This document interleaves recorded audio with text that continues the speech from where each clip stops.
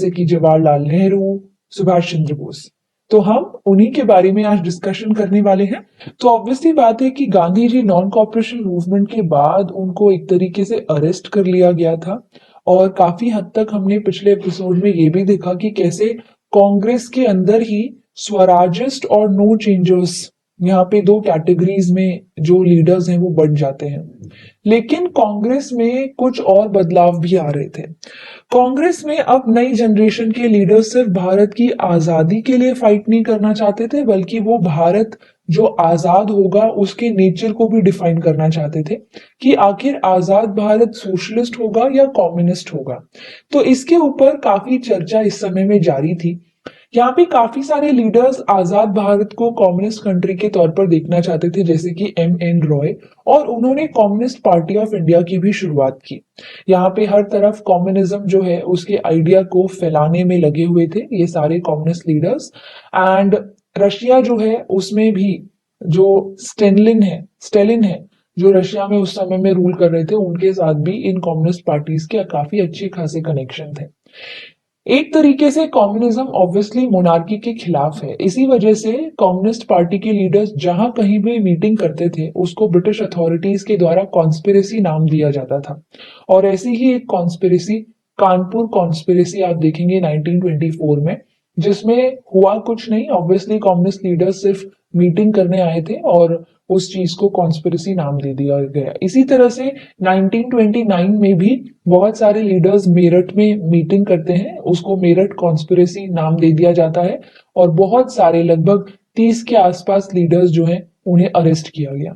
इसी तरह से काफी सारे ऐसे लीडर्स भी थे जो भारत को कम्युनिस्ट नहीं सोशलिस्ट बनाना चाह रहे थे।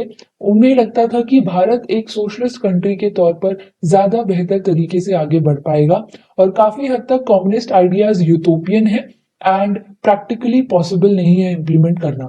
उनमें से जवाहरलाल नेहरू और सुभाष चंद्र बोस एक हैं जो कि आजाद भारत को एक सोशलिस्ट कंट्री के तौर पर देखते थे, और वो यहाँ पे स्टूडेंट कॉन्फ्रेंस और मीटिंग्स बुलाकर भी सोशलिस्ट आइडियाज को फैलाने की कोशिश करते थे।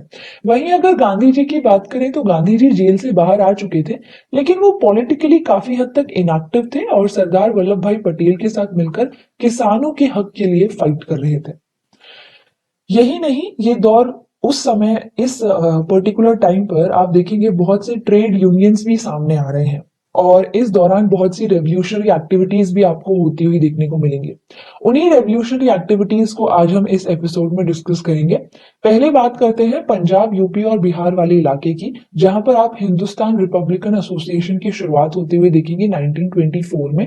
इसके फाउंडर थे रामप्रसाद बिस्मिल, जोगेश चंद्र चैटर्जी और सचिन सेनियाल, और इनका मकसद था कि पूरे भारत को आर्म्स के बलबूते पर, यानी कि हथियारों के बलबूते पर आजाद किया जा सकता है। और इसी हिंदुस्तान रिपब्लिकन एसोसिएशन से कनेक्टेड है Kakori conspiracy case. Kakori case जो है उसमें एक तरीके से हिंदुस्तान रिपब्लिकन एसोसिएशन के मेंबर्स ने काकोरी स्टेशन पर आने वाली एक ट्रेन जिसमें रेलवे का पूरा पैसा था उसको लूटा था, और काफी हद तक वो सक्सेसफुल भी रहे। लेकिन बाद में चलकर उस लूट के बारे में पता चल गया और जितने भी लीडर्स थे उन सबको अरेस्ट करके फांसी की सजा दे दी गई। काफी हद तक काकोरी केस के बाद हिंदुस्तान रिपब्लिकन एसोसिएशन जो है उसका काम काफी ठंडा पड़ गया था।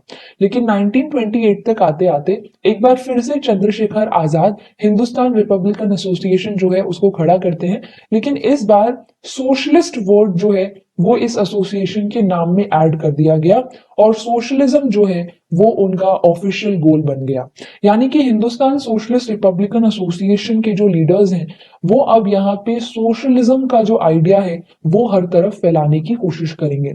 और इसी हिंदुस्तान सोशलिस्ट रिपब्लिकन एसोसिएशन जो है इसके पार्टिसिपेंट्स भगत सिंह, सुखदेव और राजगुरु जैसे लीडर्स भी थे। ये यहाँ पर चाहते थे कि लोग एक तरीके से सुने।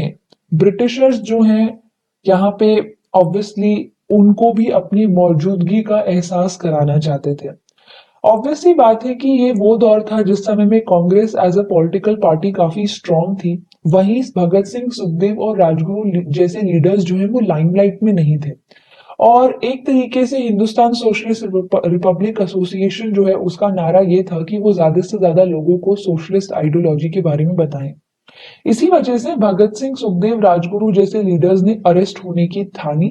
उन्होंने सेंट्रल लेजिस्लेटिव असेंबली पर बॉम्ब फेंका जो कि बिल्कुल भी लेथल नहीं था, मतलब कि किसी की भी मृत्यु नहीं हुई, किसी को भी किसी तरह की चोट नहीं पहुंची। लेकिन ये सिर्फ एक मकसद था जिसके जरिए वो अरेस्ट हो सके। अरेस्ट होने पर वो कोर्ट रूम्स को बेहतर अपॉर्चुनिटी के तौर पर यूज करेंगे। जब भी उन्हें कोर्ट रूम्स में सुनवाई के लिए बुलाया जाएगा तो वो अपने आइडियाज को, अपने विचारों को सामने रखेंगे, जिसको ऑब्वियसली उस समय की मीडिया प्रेस जो है वो नोट करेगी, रिकॉर्ड करेगी और फिर वो जन जन तक पहुंचाएगी। तो यहाँ पे अरेस्ट होने का मकसद पूरी तरह से पीछे छुपा हुआ था कि वो सोशलिज्म के आइडिया को लोगों तक दूर दूर तक पहुंचाना चाहते थे, फैलाना चाहते थे, और कोर्ट रूम्स के जरिए इन आइडियाज को, इन विचारों को ज्यादा तेजी से पहुंचाया जा सकता था। यही नहीं, यहाँ पे इसी दौरान साइमन कमीशन जो है वो भी भारत आया 1927 में, जिसके विरोध में भारतीयों ने साइमन गो बैक के नारे लगाए और ब्रिटिश अथॉरिटीज ने इस पर्टिकुलर प्रोसेशन को रिप्रेस करने के लिए यहाँ पे लाठीचार्ज किया। इसी लाठीचार्ज में शेर पंजाब लाला लाजपत राय की भी मृत्यु हो जाती है। इस लाठीचार्ज में सौंदर नाम का एक पुलिस वाला था जिसकी हत्या भी भगत सिंह ने की, जो कि लाहौर केस कहलाता है। और उसके बाद भगत सिंह, सुखदेव और राजगुरु जो है उनको अरेस्ट भी कर लिया गया। काफी हद तक बाहर के बहुत सारे लीडर्स जो हैं उन्होंने भगत सिंह, सुखदेव और राजगुरु जैसे रेवोल्यूशनरी लीडर्स को बाहर निकालने की भी बहुत कोशिश की। जैसे कि जतिन दास नाम के एक लीडर ने हंगर स्ट्राइक भी की ताकि भगत सिंह, सुखदेव और राजगुरु को छोड़ दिया जाए। इसके पीछे का रीजन ये था कि इस समय तक आते आते ये तीनों ही लीडर्स और इन जैसे दूसरे बहुत से लीडर्स जैसे कि बटुकेश्वर दत्त बहुत ज्यादा पॉपुलर हो गए थे यंग जनरेशन के बीच, और इन लीडर्स को जेल से बाहर निकालना बहुत ही जरूरी था। लेकिन यहाँ पे जतिन दास जो है वो हंगर स्ट्राइक तो करते हैं लेकिन वो शहीद हो जाते हैं। तो यहाँ काफी सारी चीजें हुई हैं, बहुत सी यहाँ पे गांधी अरविंद पैक्ट जो है हम आने वाले एपिसोड में डिस्कस करेंगे, जिसमें गांधी जी ने भी यहाँ पे उस समय के वाइसरॉय अरविंद के सामने, लॉर्ड अरविंद के सामने ये डिमांड रखी थी कि भगत सिंह, सुखदेव और राजगुरु जो है उनकी फांसी की सजा को आजीवन कारावास में बदल दिया जाए।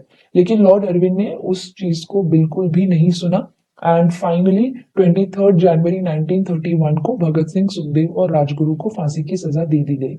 यही अगर हम बात करें चंद्रशेखर आजाद की, तो कहा जाता है कि इलाहाबाद में पुलिस एनकाउंटर में उनकी भी मृत्यु हो गई।